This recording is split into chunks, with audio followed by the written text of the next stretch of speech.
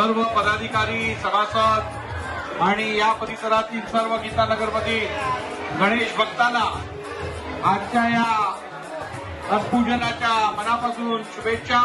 आणि येणाऱ्या काळात आपण सर्वजण मिळून ही जी तुमची प्रथा आहे, ही जी तुमची परंपरा आहे, अनेक वर्षांपासून गणपती बाप्पांची पूजा करत आलात, आरती अर्चना आराधना करत आलात, हा सण साजरी करत राहू आणि तुम्हा सर्वांना जे काही सहकार्य लागेल ते आमच्याकडनं तुम्हाला निश्चितपणे प्राप्त होईल एवढी ग्वाही देतो। खूप खूप धन्यवाद।